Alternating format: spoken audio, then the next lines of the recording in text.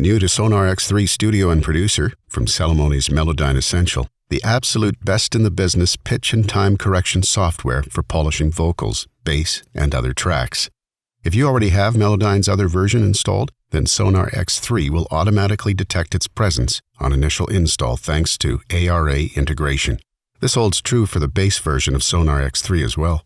Using Melodyne within SONAR is as easy as selecting a clip or area you want to correct and then choosing Create Region Effects from the Region Effects Melodyne Track View menu. A region effects area is indicated by a green hue over the region. This will open Melodyne in the multi-dock.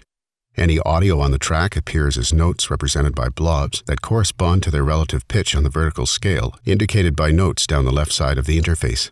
Right-click over this scale ruler to turn scale snapping on and off, or show the scale and master tuning options.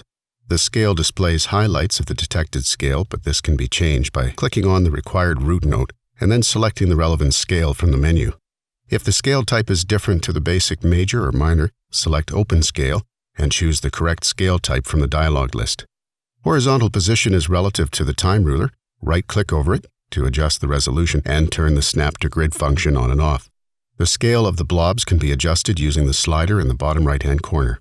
There is a toolbar with icons for the main tool, as well as scroll and zoom tools. The scroll tool can be used to click-hold in the background of the main display area and drag the display as required. Use the zoom tool to zoom in and out. Click and drag in the direction you wish to zoom. Diagonally zooms both the vertical and horizontal. Switch back to the main tool once finished. The zoom and scroll bars at the bottom and the right-hand side of the display can also be used, as can the timer ruler similarly to quick zoom within SONAR. Double-click in the time ruler or editing area to start playback from that point. Single-click in the time ruler to stop playback and move the now time. Drag-click through the time ruler to scrub playback. Drag-click just beneath the time ruler to create a loop region. Double-click in the loop to turn it on or off. Notes are automatically detected, and there are two modes in Melodyne Essential: percussive and melodic. If the wrong mode is auto-selected, change it from the menu. Select note blobs by either clicking on them individually or left-click and drag to use the lasso tool. Once selected, they can be moved either up and down to adjust pitch or left-right to adjust timing. Temporarily override Melodyne snap settings by holding down the Alt key. If a single blob is selected, pitch information is displayed just beneath the toolbar. Click and hold the blob to hear the audio at that point. As well as manual adjustment, there are automatic options for both pitch and time. Click on the corresponding button found toward the top right corner of the display.